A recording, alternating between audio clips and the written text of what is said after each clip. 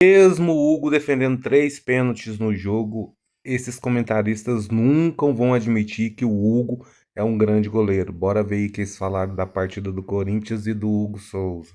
Maloqueiro, sofredor. Gente, o time do Corinthians, principal, o time titular, tem bons jogadores, não é um time barato, não é um time de pernas de pau. Jogou contra uma equipe muito simpática, portuguesa, legal, torcida, o Flávio Gomes e tal. Mas, cara, é um time da Série D, né? Que há pouco tempo estava sem série. É a mesma coisa que o Flamengo e Madureira, se você pensar no estágio técnico das equipes. Não tem muita diferença, não. Então você vê o Corinthians sofrendo demais e não tomou 2-0 porque perdeu o pênalti, né? Poderia ter perdido no tempo normal. Empata na última bola, tem um componente emocional, que você falou aí da mensagem que o rapaz mandou, né? Ah, tem emoção, mas se você analisar friamente, não é para ter emoção.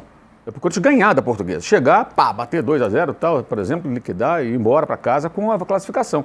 E é aquela coisa sofrida. Eu estava reparando, na apuração das escolas de samba de São Paulo, houve um momento que a Mocidade Alegre, que foi campeã de novo, né? Escola do nosso amigo Raí Monteiro, ela estava lá em primeiro e os Gaviões estavam uns 3 décimos atrás. Aí encostou, ficou um décimo. Aí uma das pessoas que estava na transmissão falou, porque é sempre assim, sofrido. Essa conversa de que o Corinthians sempre sofrido, essa é uma conversa fiada, gente. Por que tem que ser sempre sofrido? Sofrido porque você tem um time ruim, aí você vai sofrer. Mas você tem Memphis Depay, tem o Rodrigo Garro, você tem o Bidu, você tem o Hugo pegador de pênalti, que no jogo em si, de fato, é um goleiro não mais que razoável, mas nessas horas ele é excepcional. Sempre ele faz a diferença. Você tem bons jogadores, o Alan que foi agora é bom jogador. É que no Flamengo a torcida começou a pegar no pé, ele se machucou muito, mas ele não é mau jogador. O Corinthians tem bons jogadores. E a Portuguesa é um elenco muito mais modesto, mas sempre é essa história. Eu acho que isso aí acaba sendo assim, uma espécie de uma licença para matar, ou seja, para matar o futebol. Pode jogar mal, que está tudo bem, não tem problema. É o Corinthians, então o Corinthians, sofredor, maloqueiro. Essa conversa está um pouco desgastada demais. Está na hora de a gente cobrar um pouco mais de futebol, do campeão da Copa do Brasil, do campeão da Supercopa, do campeão paulista. Gente, ele é campeão de 3 taças aqui no país. E qualquer coisa está bom. Qualquer coisa está bom. Muita gente se tolera e tudo isso vira até um aspecto positivo quando não é. É negativo. Se o Palmeiras jogar mal amanhã com o Arias e com o Andréas e seus Blue Caps lá, o Green Caps, sei lá, o que vai acontecer? A gente vai falar, não tá bom. O Flamengo, putz, a gente cai de pau. Então por que o Corinthians sempre tem que ter essa história de que tá bom, qualquer coisa tá legal e tudo mais?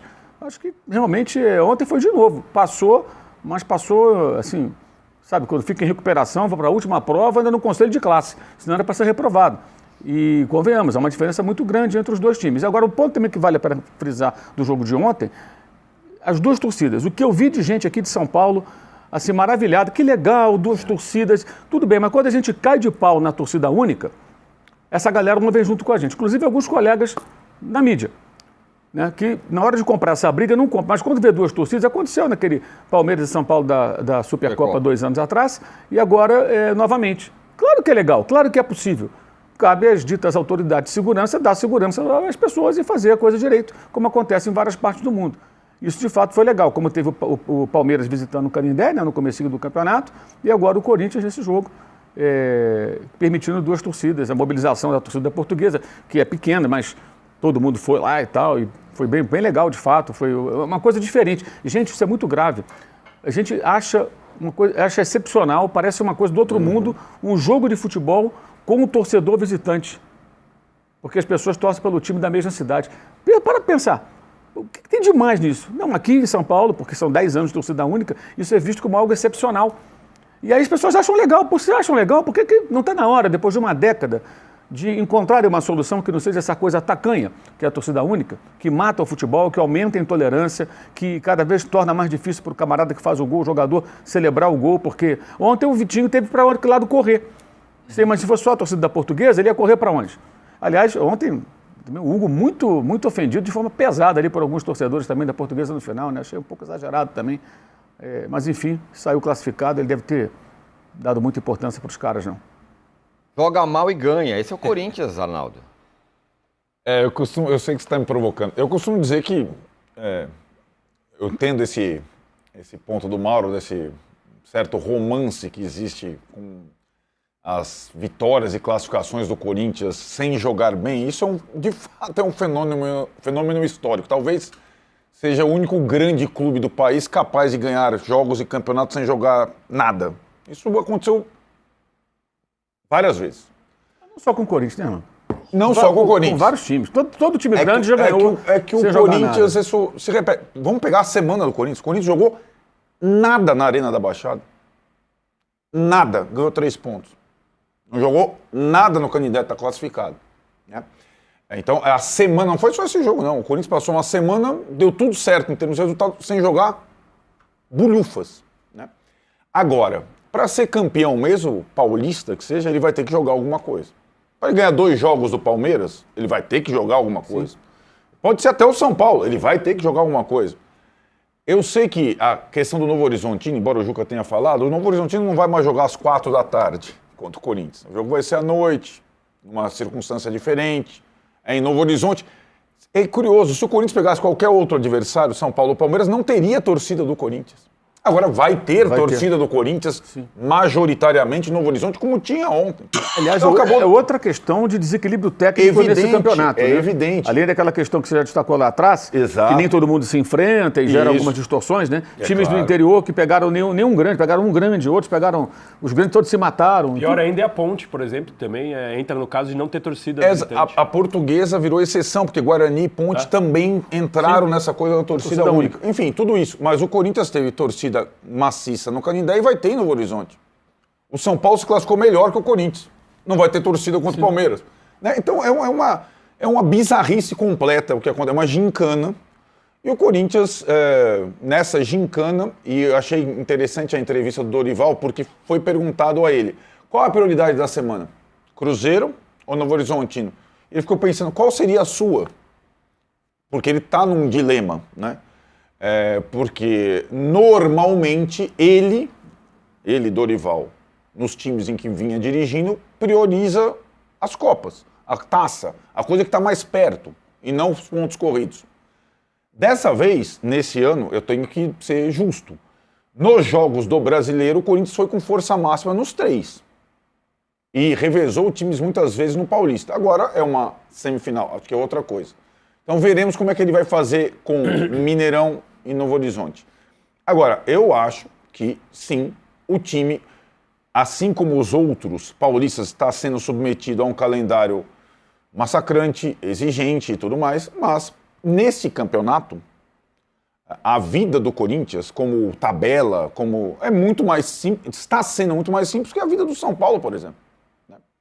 Então, e o São Paulo, se for para responder a enquete, está jogando mais que o Corinthians. Futebol. Está jogando mais que o Corinthians. Mas isso, na verdade, nas gincanas pouco importa. Eu acho que a exigência vai ser, aí não tem como fugir disso, se o Corinthians for à final e tiver que jogar 2 partidas contra São Paulo ou Palmeiras. Aí ou joga, porque não vai ser só né? O gol. Mas aí a gente estava também conversando eu e o Danilo antes, o Corinthians na gincana está preparado. O São Paulo e o Palmeiras não. O São Paulo e o Palmeiras não tem campo para jogar. Né? São Paulo e Palmeiras chegaram nessa situação, cada um por sua incompetência, o São Paulo por esse contrato bizarro, né? Com a Live Nation de shows, gestão Casares, e o Palmeiras com esse negócio que o Palmeiras vai reformar o Allianz Parque. Não tá, tem show todo dia lá, tava lotado no sábado, arrebentaram lá, todo mundo... E não tem jogo no Allianz Parque e não terá jogo. Aí, assim, o São Paulo talvez nem tenha o direito de fazer um jogo em casa. Se ele for eliminado pelo Palmeiras, não tem como. O Palmeiras não, ele já faria essa semifinal com o São Paulo no Allianz e, avançando, jogaria uma final na sua casa. Ele talvez tenha que jogar em Barueri. É surreal. E também nesse aspecto existe talvez um conformismo, né? Em relação ao mando do Palmeiras e como é que foi acontecendo essa segunda casa, Barueri também tem a grama sintética e tal. Eu acho uma coisa inacreditável. E o Daniel até falou, o Abel citou um pouco isso pós-classificação diante do Capivariano.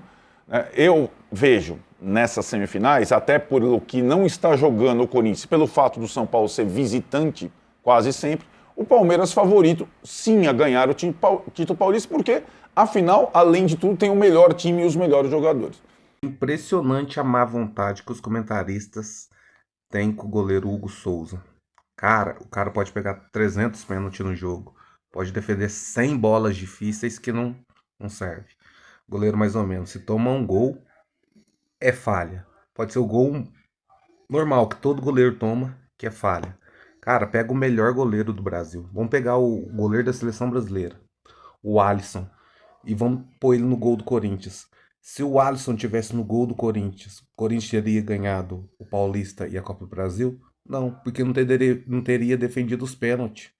Quantos gols o Hugo tomou que fez o Corinthians perder por uma falha dele? Eu duvido achar um jogo que o Hugo falhou e o Corinthians perdeu por causa da falha do Hugo. É muito difícil de achar. É muito difícil. E esse coisa também, que o Corinthians vai ter que jogar futebol para ganhar o campeonato, é mentira. Porque se ficar ali, se defender bem e não jogar e for pros pênaltis e ganhar, dá para ganhar também. Não precisa ser o melhor time do Brasil, não. E esse coisa que o Corinthians é favorecido porque vai ter torcida e o São Paulo não vai ter, mas foi o chaveamento. Se o São Paulo tivesse passado nos pênaltis, ele pegaria o Novo Horizontino. Era só ter feito a matemática. Agora não. Se o Corinthians ganhar, ai meu Deus do céu, foi favorecido, já vai começar a narrativa. Vocês sabem como é que tá funcionando para o lado do Corinthians. Não sei qual que é essa má vontade que os comentaristas estão tendo com o Corinthians. Tá difícil de assistir. Vocês concordam comigo? Quem vai ser campeão do Campeonato Paulista? Deixa aqui nos comentários. Gostou do vídeo? Dê seu like e se inscreva no canal. Ó, ativa o sininho, porque toda vez que tiver vídeo novo no canal, o YouTube te avisa que tem vídeo novo no canal. Valeu, tamo junto e até a próxima.